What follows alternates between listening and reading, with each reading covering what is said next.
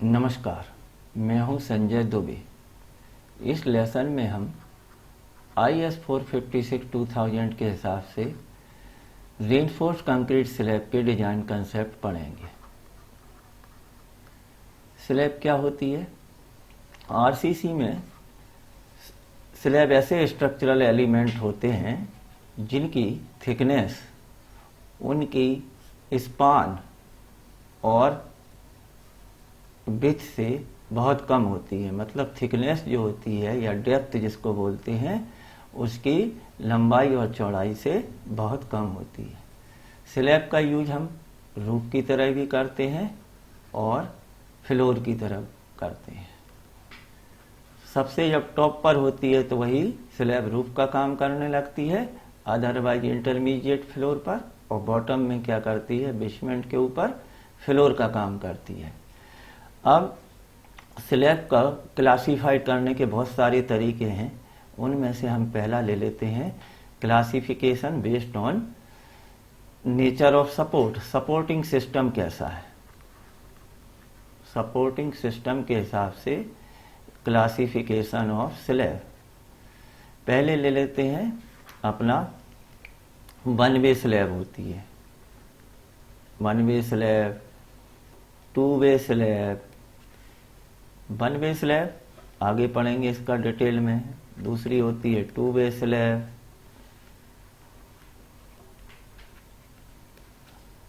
Third type होता है अपना फ्लैट स्लैब, फ्लैट स्लैब होती है। फ्लैट स्लैब की विशेषता क्या होती है कि इसमें आपकी जो स्लैब है बीम का यूज नहीं होता है। स्लैब को सपोर्ट, जनरली स्लैब बीम पर सपोर्ट होती है, लेकिन यहाँ पर फ्लैट स्लैब के केस में slab directly supported on column, column पर स्लैब को डायरेक्ट रख देते हैं, बीम का यूज नहीं होता है। इसके अलावा जो होती है सर्कुलर स्लैब, सर्कुलर स्लैब भी आपकी वाटर टैंक में यूज होती है। इसके अलावा आपका रिब्ड स्लैब, रिब्ड, ग्रिड और बैफिल्ड स्लैब होती है। रिब्ड स्लैब में जो बीम, बहुत सारे बीम क्लोज स्पेसिंग पर होते हैं और उनकी थिकनेस जो है, विड्थ जो है, बहुत कम होती है, तो ऐसी स्लैब को रिब्ड स्लैब बोलते हैं। तो ये पर्टिकुलर स्लैब है, फ्लैट स्लैब, सर्कुलर स्लैब, ये और अपना ribbed slab, grid slab, बैफिल्ड slab, इनके बारे में हम अलग से लेसन में पढ़ेंगे। लेकिन जो एग्जाम के हिसाब से है वो इम्पोर्टेंट होती हैं अपनी वन वे स्लैब और टू वे स्लैब।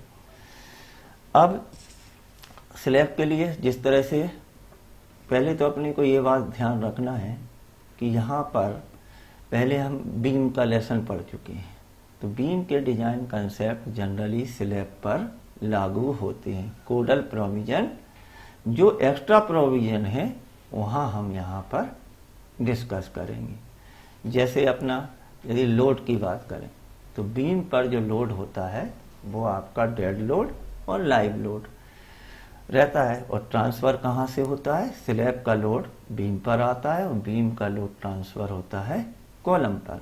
तो स्लैब जो है प्राइमरी हैगी। तो यहाँ पर हमारा स्लैब का लोड निकालने के लिए हम IS 875 जो लोडिंग कोड है उसका यूज करते हैं। अब लाइव लोड की बात कर लेते हैं। स्लैब के लिए लाइव लोड कितना लेते हैं, डिजाइन करना है हमको, तो कोड के हिसाब से हम लेते हैं। उसमें से क्या रहेगा, पहला कि आपका सेल्फ वेट लेना है। सेल्फ वेट रहेगा, सेल्फ वेट रहेगा अपना, वो रहेगा RCC के हिसाब से, और RCC का सेल्फ वेट या डेड लोड होता है अपना 25 किलो न्यूटन पर क्यूबिक मीटर। तो अपने को RCC का हिसाब से सेल्फ वेट लेना है। दूसरा, फ्लोरिंग यूज हुई है या रूफ है, स्लैब का यूज कर रहे हैं, तो उस पर फिनिशिंग का यूज करते हैं। फिनिशिंग, फिनिशिंग के केस में हमारा ये रहेगा अपना 1.5 kilo newton per metre square. 1 metre square में फिनिशिंग लोड रहेगा 1.5, और सेल्फ वेट निकालने के लिए हम स्लैब की विड्थ जो लेते हैं वो लेते हैं 1 मीटर। 1 मीटर। इसका मतलब क्या हुआ कि जहां पर 1000 metre is equal to 100 mm, तो स्लैब की डिजाइन में बीम के फॉर्मूले का यूज करेंगे, लेकिन जहां पर बी का यूज होता है बीम में, तो स्लैब के केस में बी बराबर रखेंगे 1000 mm। इसका मतलब है हम स्लैब की थिकनेस तो 1 मीटर से ज़्यादा होती है, लेकिन हम 1 मीटर स्ट्रिप के हिसाब से ही रीइंफोर्समेंट को निकालते हैं। 1 मीटर के हिसाब से ही तो जो स्लैब की स्ट्रिप रहेगी, जब डेड लोड कैलकुलेट करेंगे तो उसकी विड्थ रहेगी 1 मीटर। लेंथ हो जाएगी अपनी स्पान के बराबर, स्पान के बराबर। और डेप्थ को लेंगे, डेप्थ कौन सी रहेगी? Effective depth. इन तीनों को मल्टीप्लाइड करेंगे तो स्लैब का वॉल्यूम आ जाएगा, और वॉल्यूम को डेंसिटी से मल्टीप्लाइड करेंगे तो हमारा इसका स्लैब का सेल्फ वेट आ जाएगा। ये हो गया अपना डेड लोड। इस डेड लोड में अपना साथ में फिनिशिंग का लोड भी ऐड कर देंगे। अब आया अपना लाइव लोड। लाइव लोड के हिसाब से लाइव लोड डिपेंड करेगा कि स्लैब का यूज फ्लोर के लिए कर रहे हैं या रूफ के लिए कर रहे हैं, रेजिडेंशियल है या किस टाइप का स्ट्रक्चर है। तो रूफ के लिए ले लेते हैं पहले।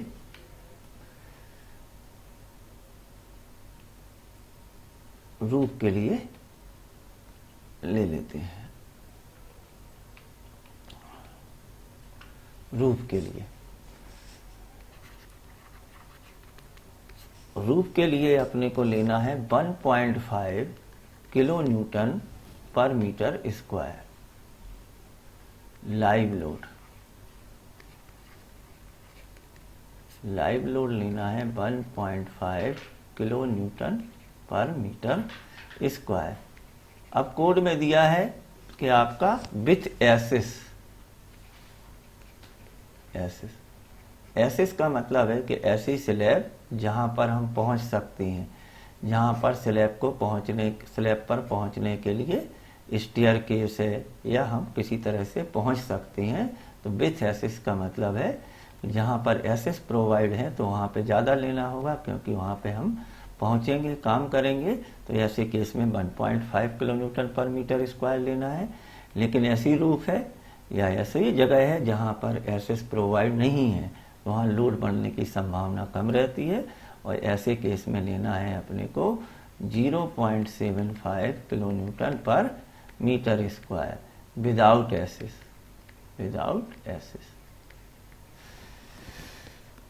नेक्स्ट हुआ अपना कि अपना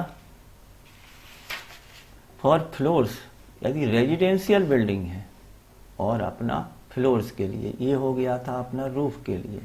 इसके बाद आ गया अपना फ्लोर्स के लिए। फ्लोर्स के लिए ज़्यादा रहता है, रूफ का कम यूज होता है, फ्लोर का ज़्यादा यूज होता है। इसलिए रेजिडेंशियल बिल्डिंग के लिए यही वैल्यू रहेगी अपनी 2 kilo newton per metre square, जबकि आपकी ऑफिस के लिए हो जाएगी आपकी 3 kilo newton per metre square. तो ये तो हो गई अपनी लोड कैलकुलेशन। इसके बाद अपने वापस चलते हैं, एक एक करके स्लैब को डिस्कस करते हैं। तो सबसे पहले जो स्लैब रहेगी वो रहेगी अपनी 1 वे स्लैब। 1 वे स्लैब। 1 वे स्लैब का मतलब है कि ऐसी स्लैब जो 2 अपोजिट सपोर्ट पर सपोर्टेड होती है। मतलब बाल हैं यदि, और बाल अपनी क्या हो सकती हैं? 4 बाल होती हैं, 4 बाल्स होती हैं जनरली। और यदि कोई स्लैब 2 बाल पर सपोर्टेड है, मतलब यहाँ पर बाल नहीं है और यहाँ पर बाल नहीं है और यहाँ पर स्लैब की कास्टिंग हुई है, तो ऐसे केस में स्लैब 1 वे स्लैब की तरफ काम करेगी। हमेशा फिगर को देखते हैं, तो इसमें क्या हैगा कि ये 1 वे स्लैब है अपनी। तो वन वे स्लैब के केस में पहला तो क्या होना चाहिए, if the slab is supported on two side, तब उसका बिहेवियर हमेशा वन वे स्लैब की तरह रहेगा। दूसरा रहता है स्पान का क्राइटेरिया। यदि स्लैब चारों तरफ से सिंपली सपोर्टेड है, चारों तरफ से सिंपली सपोर्टेड है और उसका स्पान रेशियो जिसको बोलते हैं एस्पेक्ट रेशियो Ly/Lx, ये रेशियो यदि 2 से ज्यादा है तब अपन उसका बिहेवियर रहेगा वन वे स्लैब की तरह से। यदि ये रेशियो Ly/Lx ये रेशियो 2 से कम है तो स्लैब का बिहेवियर रहेगा वन वे स्लैब की तरह। यहां पर देखते हैं ये वन वे स्लैब है। वन वे स्लैब के एक्शन में क्या रहेगा कि स्लैब जो है वो बेंड होगी। यहाँ पर ये देखो एक बाल ये दिखाई गई है अपनी और दूसरी बाल ये है, तो ये सिंपली सपोर्टेड एजेज हैं, बाल है, इसके ऊपर स्लैब को प्रेस किया गया है और यहाँ पर आपकी कोई भी बाल नहीं है। तो जब ऐसा केस हो जहां पर स्लैब 2 ही बाल पर सपोर्टेड होती है तो उसका बिहेवियर वन वे होता है। मूवमेंट ट्रांसफर, मूवमेंट जो उसमें डेवलप होता है वो एक ही डायरेक्शन में होता है, मतलब शॉर्टर स्पान की तरफ होता है, इस डायरेक्शन में। और जो स्लैब बेंड हो जाएगी उसका शेप रहेगा सिलेंड्रिकल, मतलब एक साइड से बेंड होगी, और जो डिफ्लेक्टेड शेप रहेगा वो रहेगा पैराबोलिक। तो शॉर्टर स्पान की तरफ ये सिलेंड्रिकल शेप में बेंड हो जाएगी और जो मेन मूवमेंट, अधिकांश मूवमेंट है वो शॉर्टर डायरेक्शन में ही डेवलप होगा। यहाँ पर Ly जो होता है वो रहता है अपना लॉन्गर स्पान। यहाँ पर दिखाया गया है कि ये स्लैब है और स्लैब में लंबे स्पान को बोलते हैं Ly और शॉर्ट स्पान को बोलते हैं Lx। तो जो मूवमेंट डेवलप होता है वो सिर्फ किस डायरेक्शन में होता है, Lx डायरेक्शन में होता है, Lx डायरेक्शन में होता है। अब यदि ये रेशियो आपका 2 से अधिक है और slab is all round supported, मतलब स्लैब चारों तरफ से सपोर्टेड है, चारों तरफ से सपोर्टेड है और Ly/Lx रेशियो यदि 2 से ज्यादा है तब भी स्लैब का बिहेवियर वन वे स्लैब की तरह होता है। तो यहाँ पहला केस डिस्कस कर लिया जहाँ पर स्लैब 2 तरफ से सपोर्टेड है, इसमें तो वन वे बिहेवियर रहेगा ही, लेकिन ये दूसरा केस है जहाँ पर स्लैब जो है चारों तरफ से सपोर्टेड है बाल पर, लेकिन इनका लॉन्गर स्पान का रेशियो Ly/Lx से 2 टाइम्स से ज्यादा है, तब भी ये सिलेंड्रिकल शेप में बेंड होगी एक ही डायरेक्शन में। तो ऐसे केस में अपना स्लैब का बिहेवियर रहेगा वन वे स्लैब की तरह। स्लैब यदि चारों तरफ से सपोर्टेड है तो इसका बेंडिंग मोमेंट बीम की तरह से लगाएंगे, जैसे यूडीएल रहता है तो यूडीएल में अपने को बेंडिंग मोमेंट कैलकुलेट करना है। तो कितना हो जाएगा अपना WL² यूडीएल के केस में यदि यूडीएल हो किसी बीम पर तो आपका यूडीएल कैलकुलेट किया और बेंडिंग मोमेंट हो जाता है WL²/8। यहाँ 1/8 क्या है, कॉफिशिएंट है। अब L की बात होती है तो यहाँ पे 2 तरह के स्पान होते हैं, एक शॉर्ट स्पान जिसको Lx बोलते हैं और एक होता है लॉन्गर स्पान Ly। तो अपने को हमेशा स्लैब के केस में शॉर्टर स्पान लेना है। तो यहाँ पर जो वैल्यू रहेगी वो रहेगी WL²/8। Bend deflected shape parabolic होता है, बेंडिंग शेप कैसा रहता है, सिलेंड्रिकल रहता है। अब इसी स्लैब को आगे बढ़ाते हैं। ये है अपनी 2 वे स्लैब, ये वाला जो फिगर है वो आपका 2 वे स्लैब। 2 वे स्लैब यदि स्लैब चारों तरफ से सपोर्टेड हो और उनका L/Lx रेशियो, यहाँ पे ये क्या है अलग लिखा हुआ है, L/Lx रेशियो यदि 2 से कम हो, 2 से कम हो या बराबर हो तो स्लैब का एक्शन होता है टू वे एक्शन होता है। टू वे का मतलब है कि स्लैब दोनों डायरेक्शन में लोड लेती है। यहाँ शॉर्टर स्पान में लोड ले रही थी, लेकिन यहाँ पे शॉर्टर स्पान में भी बेंडिंग मोमेंट डेवलप होगा और लॉन्गर स्पान में भी बेंडिंग मोमेंट डेवलप होगा। दोनों के बिहेवियर में अंतर है। यहाँ पर आप देखिए कि ये स्लैब जो है बाल पर लोड ट्रांसफर कर रही है वन वे में। तो जब आपसे पूछा जाए तो जो शॉर्टर एज होती है उस पर जो ये ट्रायंगल बन रहा है, ये ट्रायंगल का लोड ट्रांसफर होता है। सिर्फ स्लैब का इतने एरिया में जो लोड होगा वही इस बीम या इस स्लैब पर ट्रांसफर होगा। तो ये क्वांटिटी क्या है, बहुत कम रहती है यहाँ पर। जबकि ये जो लॉन्गर बाल है और शॉर्टर स्पान का मूवमेंट ज्यादा रहता है, तो ये बनता है ट्रेपेजियम। तो वन वे और टू वे के केस में लॉन्ग बाल पर जो लोड ट्रांसफर होता है वो ट्रेपेजियम रहता है, जबकि शॉर्ट बाल पर या शॉर्ट लोड ट्रांसफर होता है वो रहता है ट्रायंगुलर। दोनों में सेम है, लेकिन अंतर क्या है, यहाँ पर जब एंगल बनता है टू वे में तो ये एंगल रहता है 45 डिग्री का।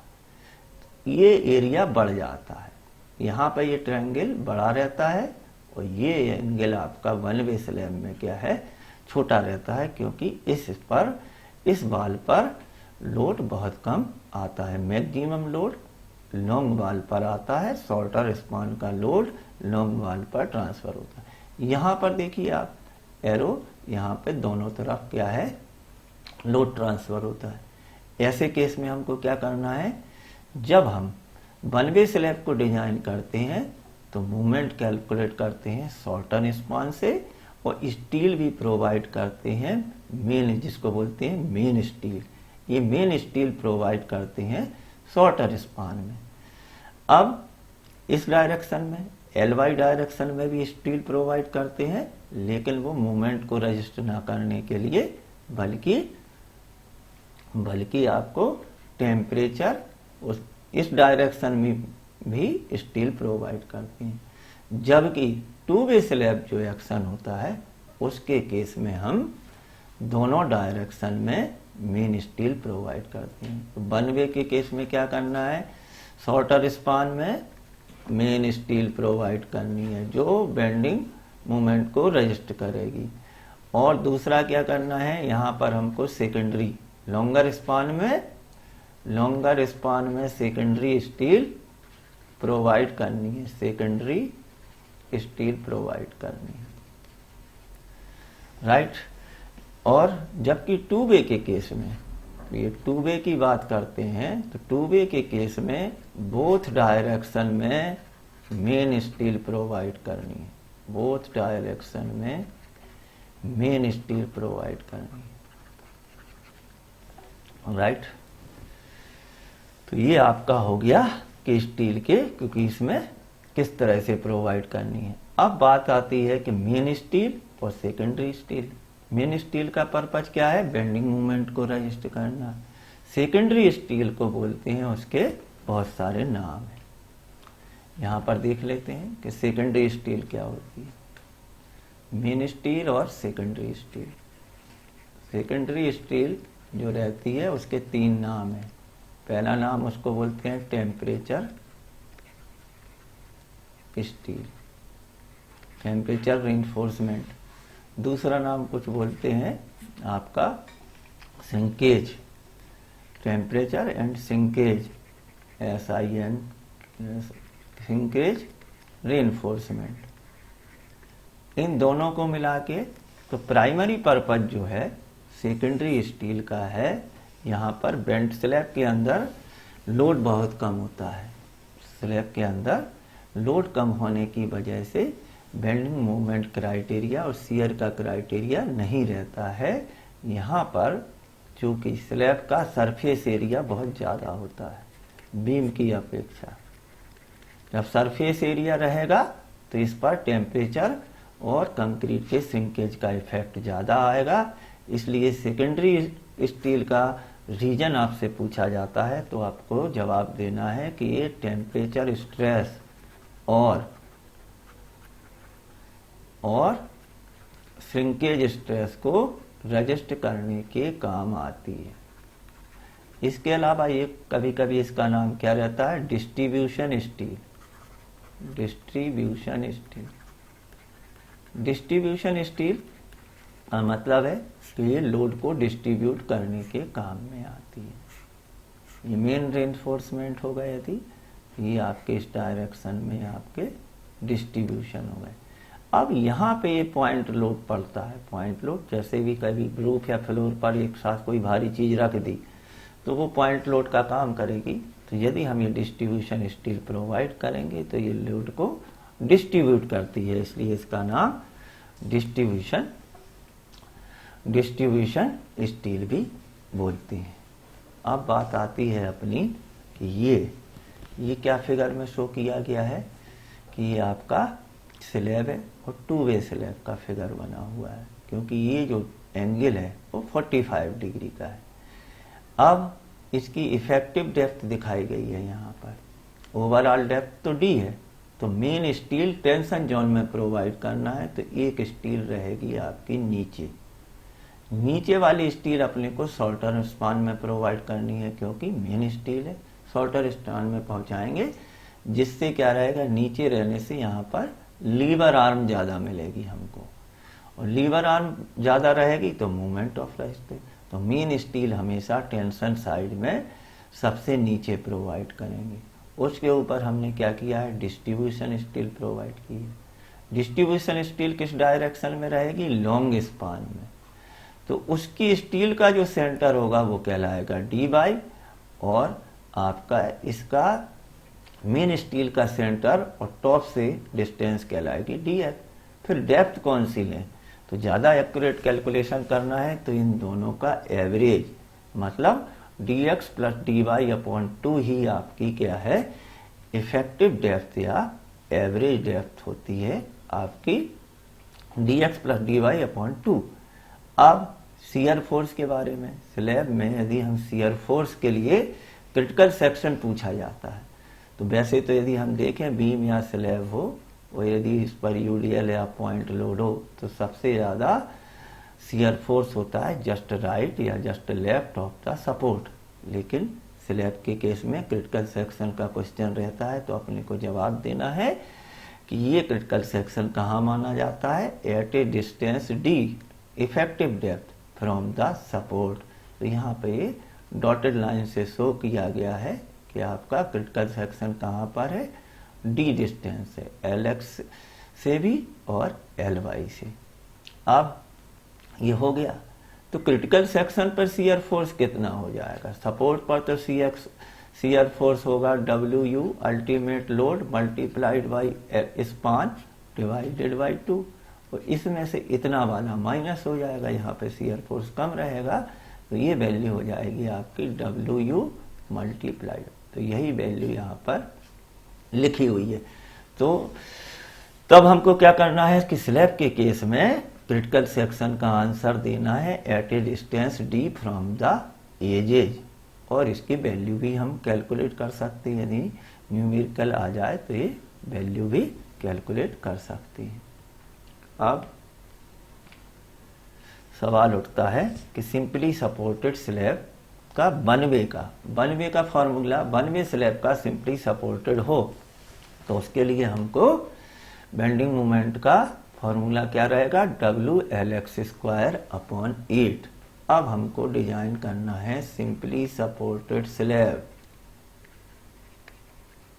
लेकिन उसका एक्शन रहेगा 2 वे स्लैब, 2 वे स्लैब। तो इनके लिए बेंडिंग मोमेंट कोफिशिएंट जो हम निकालते हैं, जैसे डब्ल्यू l square simply supported one way slab में बेंडिंग मोमेंट कैसे निकाला था, m x is equal to डब्ल्यू एल स्क्वायर बाई 8। इसमें ये तो कॉमन है, लेकिन ये 1/8 क्या कहलाता है, अपना बेंडिंग मोमेंट कोफिशिएंट। 2B से स्लैब के केस में बेंडिंग मोमेंट दोनों तरफ डेवलप रहता है, तो अपना दोनों बेंडिंग मोमेंट हो जाएंगे, एक एक्स डायरेक्शन या शॉर्टर स्पान में रहेगा mx और लॉन्गर स्पान में रहेगा my। इसको निकालने का जो फॉर्मूला है वो रहेगा अपना अल्फा एक्स। अल्फा एक्स क्या बन गया? Bending moment coefficient, WL(x²). इसको हम इससे मल्टीप्लाइड करेंगे कोफिशिएंट से तो हमारा शॉर्टर स्पान में आ जाएगा। My है वह भी क्या रहेगा अपना alpha y, bending moment coefficient in y direction multiplied by, लेकिन दोनों ही जगह WL(x²) शॉर्टर स्पान का शॉर्टर स्पान से ही निकालना है। जब आपसे पूछा जाए कि 2 वे स्लैब के केस में या 1 वे स्लैब के केस में तो स्पान कौन सा लेते हैं, तो हमेशा स्पान लेते हैं, शॉर्टर स्पान लेते हैं। ये जो बेंडिंग मोमेंट कोफिशिएंट किस फॉर्मूले से निकाले गए हैं, इनको दिया था हमको ग्रासिफ-रैंकाइन मेथड से। सिंपली सपोर्टेड 2 वे स्लैब, इनके फॉर्मूले या इनकी वैल्यू जो ड्राइव की है बेंडिंग मोमेंट कोफिशिएंट की, वो आते हैं ग्रासिफ-रैंकाइन मेथड से। और इन्होंने हमें बताया कि अल्फा एक्स की वैल्यू हमको निकालना है अपनी 1/8 r⁴/1 + r⁴ अल्फा। आर क्या है? आर भी पूछ लेते कभी कभी। इस फॉर्मूले में आर है एस्पेक्ट रेशियो, एस्पेक्ट रेशियो, और आर आपका होता है L/Lx के बराबर। Longer span upon shorter, longer span और शॉर्टर स्पान के रेशियो को एस्पेक्ट रेशियो बोलते हैं। इसका यूज हम बेंडिंग मोमेंट कोफिशिएंट, क्योंकि ये L/Lx रखेंगे तो ये क्या है, बड़ा हो जाएगा, तो उसको शॉर्ट करने के लिए एस्पेक्ट रेशियो बना दिया। इसी तरह से वाई डायरेक्शन के कोफिशिएंट अल्फा वाई निकालने के लिए हमारा 1/8 यहाँ r⁴ हो जाता है। नीचे का आपका डिनोमिनेटर सेम रहता है, तो ये अल्फा वाई। L/Lx रेशियो हमेशा 1 से ज्यादा आता है, तो इसलिए हमेशा ये r⁴ की वैल्यू r² से ज्यादा होगी, तो अल्फा एक्स की वैल्यू भी हमेशा अल्फा वाई से ज्यादा होगी। इसलिए बेंडिंग मोमेंट भी अपना शॉर्टर स्पान में लॉन्गर स्पान से ज्यादा होगा। ये वैल्यू भी दी हुई है कोड में, जो टेबल नंबर 27 देखेंगे तो देखते हैं कि अपना सिंपली सपोर्टेड 2 वे स्लैब के लिए L/Lx रेशियो यदि हमारा 1 रहता है तो ये वैल्यू भी आपकी अल्फा एक्स की वैल्यू भी क्या रहती है, आपकी 1 के बराबर ही रहती है। बेंडिंग मोमेंट आपकी 1 के बराबर रहती है। यदि हम इसकी वैल्यू आपकी जैसे जैसे ये वैल्यू क्या होती है आपकी L/Lx रेशियो बढ़ती जाता है, तब हमारा अल्फा एक्स की वैल्यू आपकी कम होती जाती है। नेक्स्ट अपने को क्या करना है कि जब हम बेंडिंग मोमेंट कैलकुलेट करेंगे तो उससे हम जिस तरह से बीम में एरिया ऑफ स्टील निकालते थे उसी तरह से एरिया ऑफ स्टील निकाल लेंगे। यहाँ पे जनरली हमको ये चेक करने की जरूरत नहीं रहती है कि हमारा सेक्शन ओवर रीइंफोर्स्ड है, क्योंकि स्लैब पर लोड बहुत कम होने की वजह से स्लैब जनरली हमारी क्या है, अंडर रीइंफोर्स्ड आ जाती है। स्लैब को चेक करते हैं खास तौर से डिफ्लेक्शन की वजह से। डिफ्लेक्शन के लिए स्लैब को चेक करना जरूरी है, क्योंकि स्लैब की थिकनेस बहुत कम होती है, थिकनेस की वजह से वो डिफ्लेक्ट हो जाएगी। अब हम क्या करेंगे कि जब हम मेन स्टील प्रोवाइड करेंगे तो एक क्लॉज दिया है कि आपका कि जो आपका अल्टरनेट बार है मेन स्टील के, उनको हम बेंट अप कर देंगे, क्योंकि सपोर्ट पे रहता है, टेंशन क्रिएट होता है, सपोर्ट पर टेंशन क्रिएट, क्योंकि सपोर्ट फ्रीली ना होके थोड़ा बहुत वो क्या रहते हैं, यहाँ पे फिक्स रहते हैं। इसलिए यदि फ्रीली सपोर्टेड होते तो यहाँ पर 0 ही रहता, लेकिन यहाँ पर फिक्सिडिटी की वजह से टेंशन क्रिएट होता है। इसलिए हम आधे बार, इनको बोलते हैं 50% अल्टरनेट बार। अल्टरनेट बार मतलब एक बार को हम सीधा रखेंगे और उसके बगल वाले बार को हम बेंट अप कर देंगे बार को, और ये बेंट अप कहाँ से, इनको बोलते हैं क्रैंक दे देंगे। और ये अपना यदि शॉर्ट स्पान है तो 0.1 LX जवाब देना है। यहाँ से स्टार्ट करेंगे 0.1 LX फ्रॉम द सपोर्ट, और जबकि दूसरा जहाँ लॉन्गर स्पान में रहेगा 0.1 LY from the support. Bent up start. अब ये हो गई अपनी सिंपली सपोर्टेड स्लैब। इसके बाद क्या आ जाएगा कि स्लैब जो है वो सिंपली सपोर्टेड ना होके रिस्ट्रेंड स्लैब है। मतलब अभी भी क्या चलेगा, 2 वे स्लैब चल रही है, 2 वे स्लैब है,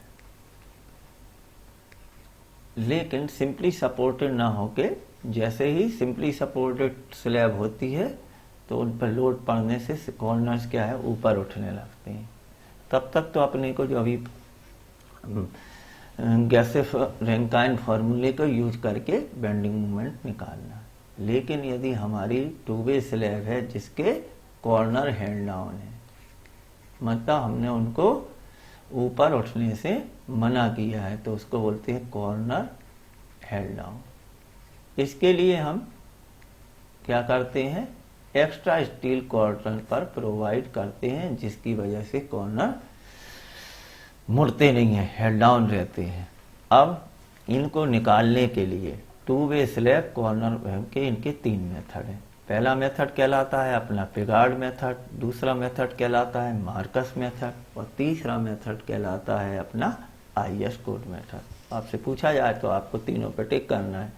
IS कोड मेथड में हमको क्या करना है कि कॉर्नर्स यदि हमारे लिफ्टिंग से प्रिवेंट किए गए हैं, उनकी लिफ्टिंग को रोका जाता है, तो बताया गया है कि 2 वे स्लैब के केस में हमको MX निकालने के लिए alpha x W short span LX square का यूज करना है। MY निकालने के लिए अल्फा Y लेना है और W LY स्क्वायर लेना है। राइट। अल्फा एक्स और अल्फा वाई क्या है, हमारे मूवमेंट कोएफिशिएंट है। W क्या है, टोटल डिजाइन लोड है। टोटल डिजाइन लोड से मतलब है यहाँ पर जो भी डेड लोड है और लाइव लोड है उन सबका टोटल करना है और उनको हमको पार्शियल सेफ्टी फैक्टर से मल्टीप्लाइड करना है। इस तरह से अब इस ऐसे केस के एनालिसिस करने के लिए हम स्लैब को क्या करते हैं, स्ट्रिप्स में डिवाइड कर देते हैं। ये अपनी 2 वे स्लैब है, कॉर्नर हेड डाउन स्लैब। इसके केस में हम इसका 3/4 जो पार्ट है उसको हम कंसीडर करते हैं मिडिल स्ट्रिप। तो यहाँ 3/4 का मतलब है आपका 0.75 LY। तो यहाँ से हमने लिया LY में से 75% हमारा मिडिल स्ट्रिप के लिए काम करेगा। बाकी का बचा 25%। 25% का आधा इधर रहेगा आधा इधर रहेगा, तो ये काम करेगा आपका एज स्ट्रिप की तरह। तो इसको बोलते हैं एज स्ट्रिप। तो एज स्ट्रिप कितनी हो गई, LY डिवाइडेड बाई 8। ये वैल्यू आ जाती है 0.15 LY। इसी तरह शॉर्टर स्पान को देखेंगे तो मिडिल स्ट्रिप हो जाएगी 3/4 LX या 0.75 LX के बराबर हो जाएगी।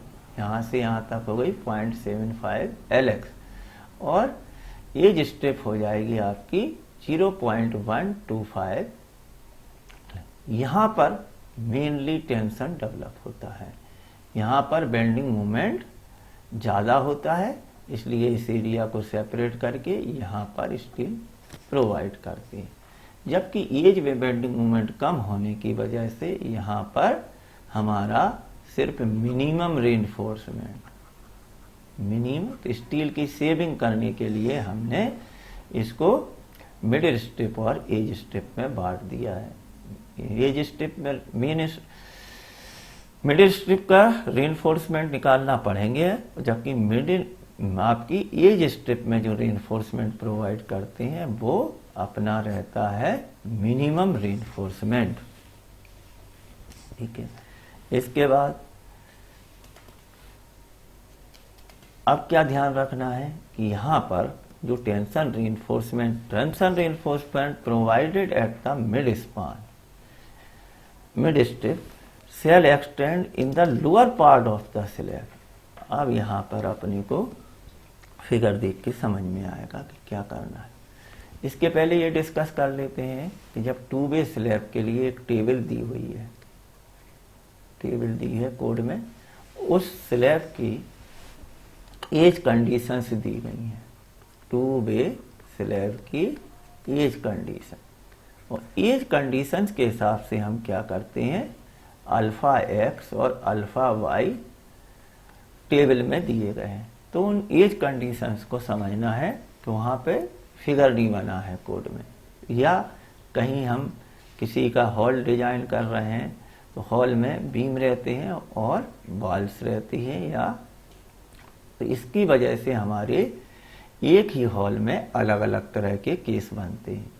तो जब आप न्यूमेरिकल प्रॉब्लम सॉल्व करेंगे तो पहले केस 1 है, केस 1 हमें कोड से मैच करना है। तो यहाँ पर ये जो स्लैब का पैनल है ये दोनों तरफ क्या है, इसके बगल में भी क्या है, स्लैब है।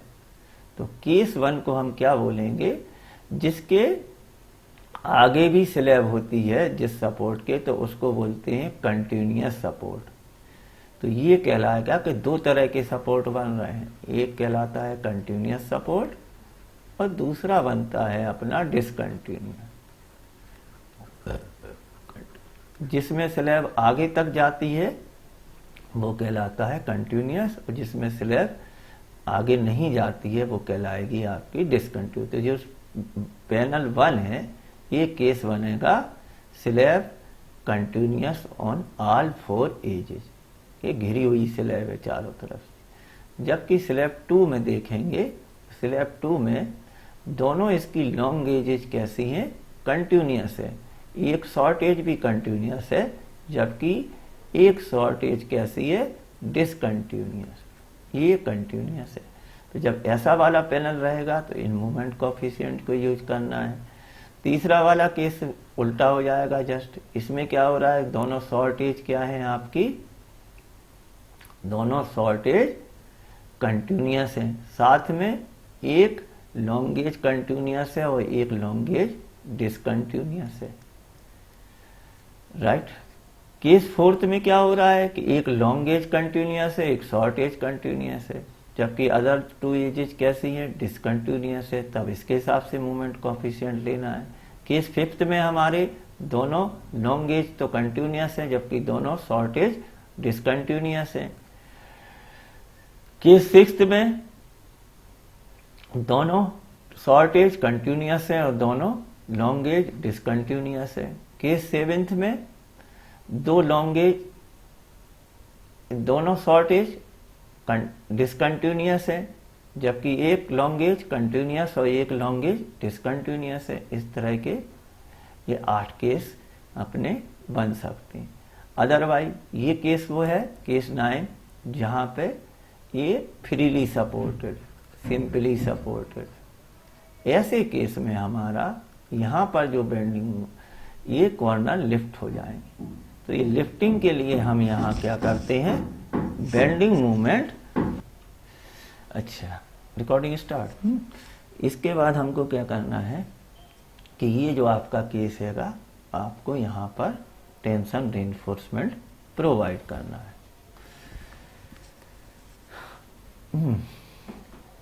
मैक्सिमम रीइंफोर्समेंट कैलकुलेट करेंगे, वो रहेंगे हमारे, मैक्सिमम रीइंफोर्समेंट रहेंगे अल्फा एफ के, वो सिर्फ मिडिल स्ट्रिप के लिए रहते हैं, मिडिल स्ट्रिप के लिए। तो IS 456 की जो टेबल नंबर 26 है उसमें ये अल्फा एक्स और अल्फा वाई के वैल्यू दी गई है, अल्फा एक्स अल्फा वाई। इसमें भी एक जनरल आइडिया है कि अल्फा जो निगेटिव होता है सपोर्ट पर, अल्फा यदि है तो यदि कोई एज हमारी डिसकंटिन्यूअस है तो यहाँ पर हमारा अल्फा हमेशा अल्फा निगेटिव क्या रहेगा, 0 रहेगा।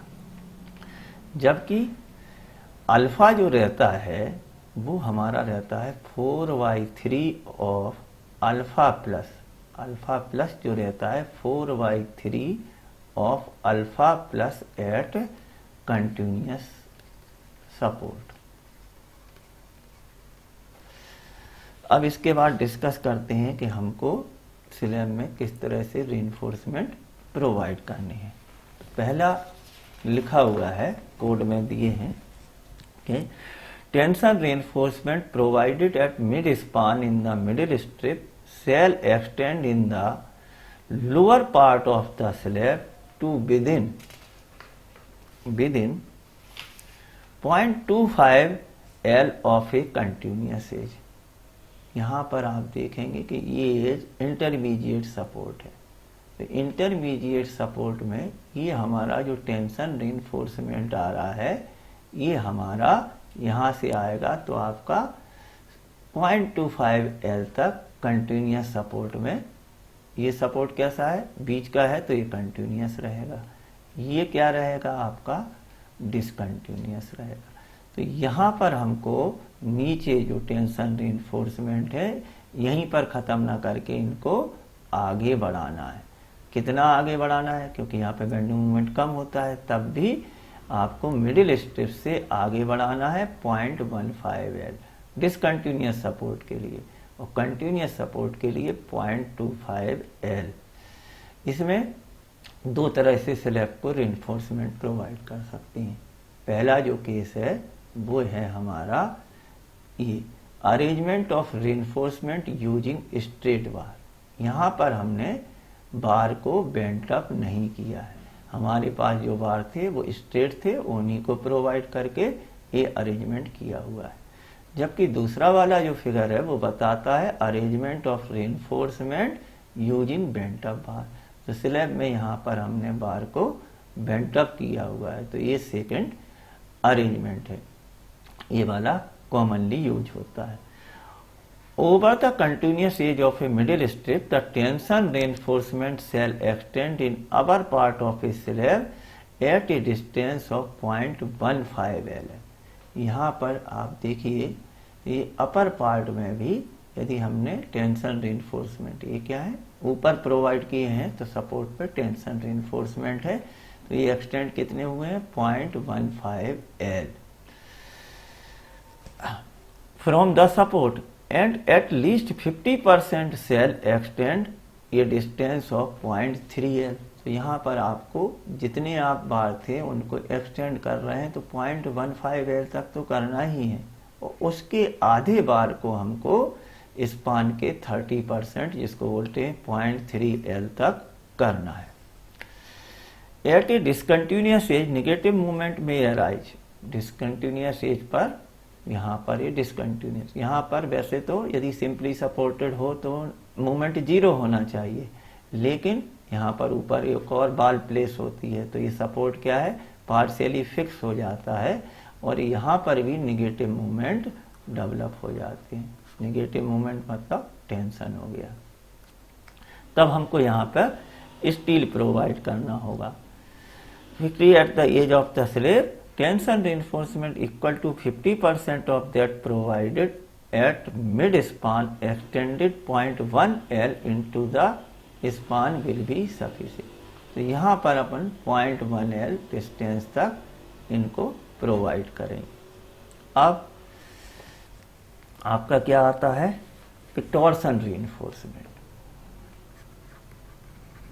सबसे मेन टॉपिक जो था वो था यहाँ पर कि हम कॉर्नर को हेल्ड डाउन करना चाहते हैं, क्योंकि स्लैब क्या है ऊपर उठेगी कर्ल होगी, तो उसको मुड़ने से रोकने के लिए टॉर्सन रीइंफोर्समेंट प्रोवाइड करेंगे। इनकी वैल्यू क्या रहेगी, मिनिमम डिस्टेंस यदि ये हमारी स्लैब है और इसको हमको लिफ्टिंग से प्रिवेंट करना है, तो यहाँ पर चारों कॉर्नर पर हमको टॉर्सन रीइंफोर्समेंट प्रोवाइड करने होंगे, और ये जो वैल्यू रहेगी अपनी कितनी दूरी तक प्रोवाइड करना है वो रहेगा 1/5 ऑफ शॉर्टर स्पान। यहाँ पर ये वैल्यू भी 1/5 या 0.2 LX रहेगी। दोनों डायरेक्शन में 0.2 LX शॉर्टर स्पान की 1/5 डिस्टेंस तक प्रोवाइड करना है। ठीक है, इसके बाद ये जो स्टील आप मेन स्टील यहाँ पे निकालते हैं मिडिल स्ट्रीप के लिए शॉर्टर स्पान की, उसका 3/4 the area of reinforcement in each of these 4 layers shall be 3/4। यहाँ पर जो AST आई थी मिडिल स्टील, उसका 3/4 ऑफ AST मैक्सिमम प्रोवाइड करना है एक कॉर्नर पर, और इतनी ज्यादा स्टील प्रोवाइड करनी है और स्टील को 4 लेयर्स में प्रोवाइड करना है, 4 लेयर्स में प्रोवाइड करना है। राइट। अब टॉर्सन रिइंफोर्समेंट, यदि इसी के आगे यदि कोई एक और स्लैब होती, यहां पर एक और स्लैब थी, तब इस डायरेक्शन में क्या हो जाएगी, ये स्लैब क्या हो जाएगी, कंटिन्यूअस हो जाएगी। तो दोनों ये डिसकंटिन्यूअस की वजह से एक तरफ से स्लैब क्या हो गई है, कंटिन्यूअस हो गई है। तो इस तरह से हम यहाँ पर पहले जितना प्रोवाइड कर रहे थे 3/4 ऑफ EST मैक्सिमम, इसका हाफ ही प्रोवाइड करेंगे, मतलब 50% ऑफ 3/4 प्रोवाइड करेंगे। एक एज यदि कंटिन्यूअस है तो जितनी स्टील दोनों एज आपकी डिसकंटिन्यूअस थी, उसका आधा स्टील प्रोवाइड करेंगे। और इसी तरह यदि दोनों तरफ से कंटिन्यूअस होगी, तब हम यहाँ पर कोई टॉर्सन रिइंफोर्समेंट प्रोवाइड नहीं करेंगे। यदि कोई स्लैब है, उसके चारों तरफ स्लैब है, तो उसकी दोनों एजेस क्या हो जाएंगी, कंटिन्यूअस। ऐसे केस में कोई भी टॉर्सन रिइंफोर्समेंट प्रोवाइड नहीं करेंगे। अब लाइव लोड की बात कर लेते हैं कि फ्लोर्स के लिए लाइव लोड कितना लेना है। राइट। तो live load on floors as per 875 part 2। Part 1 में डेड लोड दिया है, पार्ट 2 में आपका लाइव लोड लिया है। रूफ्स का पहले ले लिया था, फ्लोर्स का अब ले लेते हैं। यदि रेजिडेंशियल फ्लोर है तो हमको ये लेना है 2 kilo newton per metre square. Right. Office का फ्लोर है, ऑफिस के फ्लोर में थोड़ा सा ज्यादा हो जाएगा। यदि वहां पर हमारे सेपरेट स्टोरेज है, ऑफिस में हमारा स्टोरेज का एरिया अलग से है, तब हम थोड़ा सा कम लेंगे, 2.5 kilo newton per metre square. लेकिन स्टोरेज यहीं पे करते हैं, उसी फ्लोर पर, उसी जगह पर, तब ये वैल्यू हो जाएगी 4.0 kilo newton per metre square. Shops, classroom, restaurant, theatre, ऐसे केस में यहाँ पर हमारा जैसे थिएटर है, जहाँ पर हमारा सीटें फिक्स रहती हैं, तो फिक्स्ड सीटिंग अरेंजमेंट है, वहाँ पर हमारा सीटों को मूव नहीं करेंगे, तो ये हमारा live load 4 kilo newton per metre square. लेकिन ऐसे ऑफिसेज जहाँ पर सीट मूव करती हैं, तो यहाँ सीट मूवेबल रहेंगी, तो यहाँ पर ये value 5 kilo newton per metre square हो जाती। फैक्ट्रीज और वेयर हाउस, यहाँ पे तो हैवी मशीनरी मूव करती हैं, वेयर हाउस में हैवी लोड रहता है, इसलिए फ्लोर जो रहेगा उसको हैवी बनाना पड़ेगा, मजबूत बनाना पड़ेगा, और यहाँ पे लोड रहेंगे 5 किलो न्यूटन पर 10 kilo newton per metre square. इसीलिए जो वेयर हाउस होते हैं उसमें हम कोटा स्टोन का यूज करते हैं, क्योंकि उसकी एवरेज पावर ज़्यादा होती है। अब डिफ्लेक्शन की बात कर लेते हैं। जो हमारे प्रोविजन बीम के लिए जो डिफ्लेक्शन के प्रोविजन थे, वही स्लैब के लिए भी लागू होते हैं। एक्स्ट्रा क्या प्रोविजन है उनको देख लेते हैं। स्लैब के लिए डिफ्लेक्शन इन पर क्वेश्चन भी आते हैं। डिफ्लेक्शन इन स्लैब बीम के लिए क्या था, कैंटिलीवर के लिए 7। राइट। इसके बाद आपका रहता था बीम के लिए, कैंटिलीवर स्लैब या बीम के लिए 7, सिंपली सपोर्टेड बीम या स्लैब के लिए 20, और कंटिन्यूअस स्लैब के लिए 26 होता है। इसके अलावा स्लैब के लिए दो और प्रोविजन दिया है।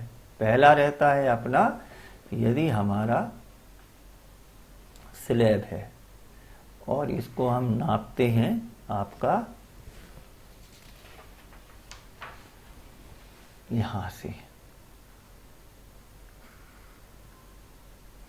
मीजर्ड एट कास्ट, जहां पे स्लैब की कास्टिंग करते हैं, यदि उस लेवल से हम डिफ्लेक्शन मीजर करते हैं तो ये वैल्यू रहती है आपकी L/350। और जब कास्टिंग हो गई और कास्टिंग होने के बाद हम पार्टीशन फिक्स कर देंगे तो पहले से क्या है, ज़्यादा डिफ्लेक्ट हो जाए, यहीं से मीजर करेंगे। आफ्टर पार्टीशन वाल खड़ी करने के बाद हम तो कास्टिंग लेवल से मीजर करेंगे तो ये वैल्यू रहती है L/350 और अदरवाइज रहती है L/250। कहाँ से, पार्टीशन फिक्स होने के बाद। अब क्या रहेगा अपना, अब यदि हम 2 वे स्लैब की बात करते हैं, ठीक है, 1 वे स्लैब के लिए तो 7, 20, 26 का अपना यूज करना है। अब यदि 2 वे स्लैब है और जिसका हमेशा डिफ्लेक्शन कैलकुलेट करने के लिए L/D रेशियो निकालते हैं अपन, L/D रेशियो इसे में, तो यहाँ पर जो L लेना है वो हमेशा शॉर्टर स्पान ही लेना है। शॉर्टर स्पान मीन्स LX लेना है। दूसरा क्या रखना है कि 2 वे स्लैब है, यदि उसका स्पान हमारा कितना है 3.5, LX जो है LX is less than 3.5 metre. Slab में लोडिंग कम रहती है और ये हमारा आपका वैल्यू कितनी है, आपकी लोडिंग जो है, लाइव लोड है, वो हमारा 3 kilo newton per metre square है। ऐसे केस में हमारा जो सिंपली सपोर्टेड बीम है, सिंपली सपोर्टेड स्लैब है, वहां पर हमको डिफ्लेक्शन लेना है, आपका L/D रेशियो रहेगा 35 और कंटिन्यूस स्लैब के लिए L/D रेशियो हमारा रहेगा 40 से कम। ये किसके लिए है, जबकि हमने Fe250 स्टील का यूज किया है। लेकिन आजकल जनरली यूज क्या होती है, हायर ग्रेड Fe415 स्टील होती है। तो इसी वैल्यू को हम क्या करते हैं, 0.8 से मल्टीप्लाइड कर देंगे, 0.8 से, तो HY ये आपका 0.8 मल्टीप्लाइड बाई 35 हो जाएगा और यहाँ पर 0.8 मल्टीप्लाइड बाई, तो ये वैल्यू हो जाएगी 32 और ये वैल्यू हो जाएगी 28। 28 किसके लिए हो जाएगी, अपनी सिंपली सपोर्टेड स्लैब, जिसमें हम Fe415 का यूज कर रहे हैं, और 32 हो जाएगी अपनी कंटिन्यूस स्लैब के लिए, राइट। अब और क्या प्रोविजन है वो हमको देखना है। पहला प्रोविजन है अपना कि स्लैब में कितना मिनिमम और मैक्सिमम रेनफोर्समेंट। मैक्सिमम रेनफोर्समेंट तो जरूरत नहीं पड़ती है, जैसा बीम का है वैसा ही स्लैब का हो जाएगा 4%। यहाँ पर बेंडिंग मोमेंट कम होने की वजह से कई बार क्या हो जाता है कि जो AST निकालते हैं वो मिनिमम से भी कम आ जाती है, इसलिए AST मिनिमम को चेक करना है। तो AST मिनिमम जो होती है वो स्लैब और बीम के लिए अलग है। स्लैब के लिए AST मिनिमम हमारी रहती है Fe250 के लिए 0.15% of cross sectional area.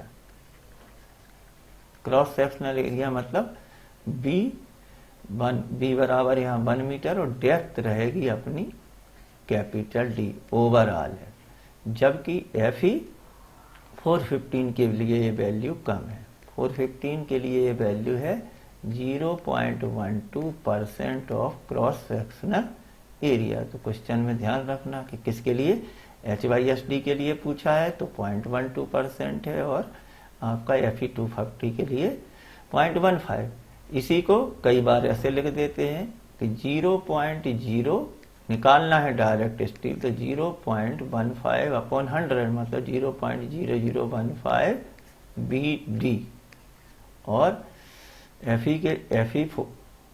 HYSD के लिए 0.012 B/D, B बराबर 1000 mm।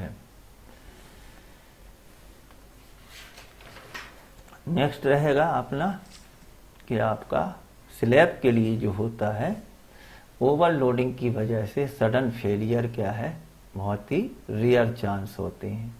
इसलिए हम जो मिनिमम स्टील प्रोवाइड करते हैं, मिनिमम स्टील का रीजन पूछा जाता है आपसे, तो बेंडिंग मूवमेंट को रेजिस्ट करने के लिए ना करके हम श्रिंकेज और टेम्परेचर इफेक्ट, कंक्रीट के श्रिंकेज और टेम्परेचर की वजह से जो वेरिएशन होता है, उसके लिए हम मिनिमम स्टील प्रोवाइड करते हैं। Minimum steel. मैक्सिमम स्टील का क्राइटेरिया क्या रहेगा? मैक्सिमम स्टील स्लैब में या बीम में कभी भी इसका प्रोविजन इसलिए रहता है कि हमको कंक्रीट के प्लेसमेंट में दिक्कत ना आए। कभी भी मैक्सिमम स्टील पूछा जाता है, तो मैक्सिमम स्टील का एक बेसिक रीजन है कि कंक्रीट के प्लेसमेंट में प्रॉब्लम ना हो। इसके लिए हम बार को थोड़ी दूरी पर, ज़्यादा स्टील प्रोवाइड करेंगे तो कंक्रीट प्लेस नहीं कर पाएंगे।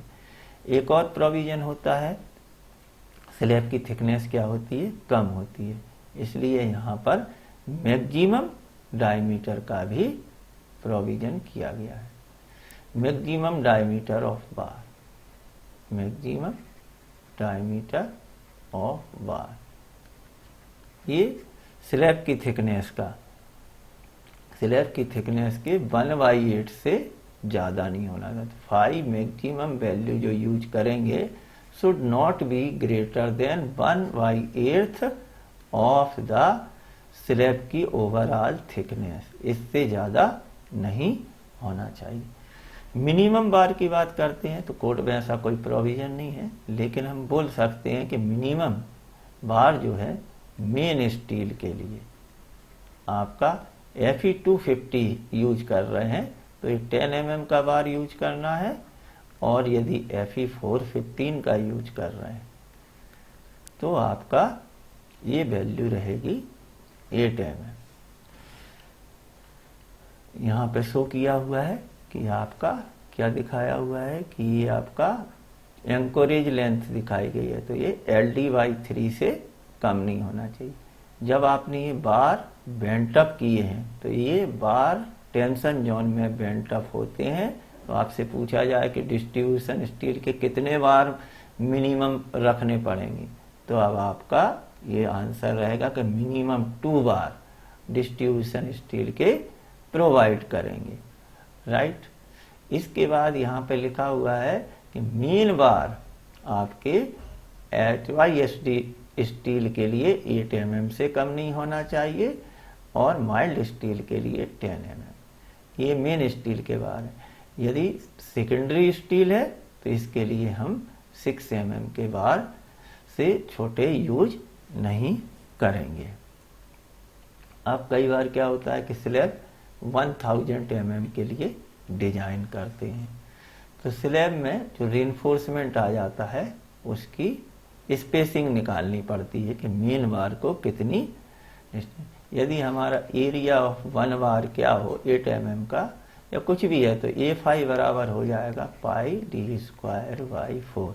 यदि हमको टोटल स्टील निकालनी है कि कितनी स्टील हमने प्रोवाइड की है, कि जैसे 250 mm की स्पेसिंग है तो S बराबर 250, तो अपना ये क्या आ जाएगा कि EST प्रोवाइडेड हो जाएगी आपकी 1000 multiplied by area of 1 bar divided by spacing.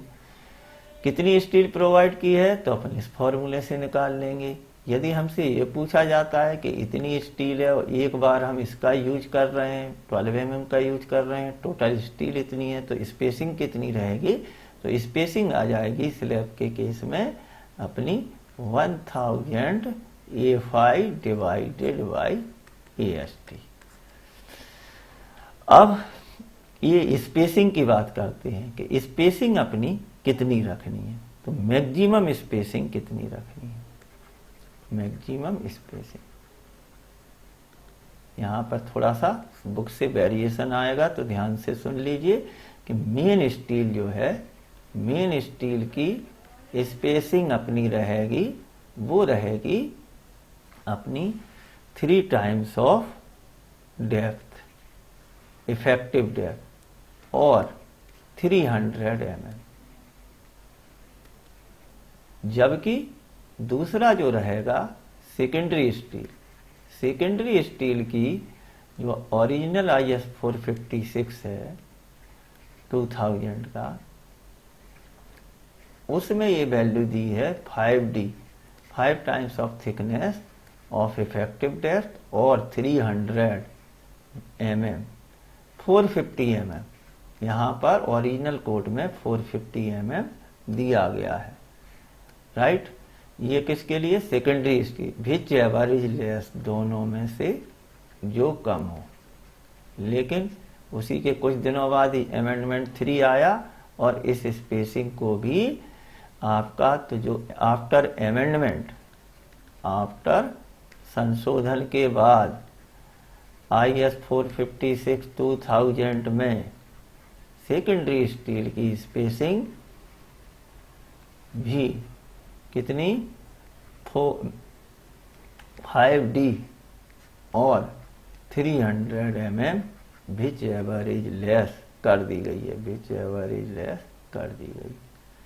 धन्यवाद। अगले सेशन में हम इस पर ऑब्जेक्टिव टाइप क्वेश्चंस की प्रैक्टिस करें।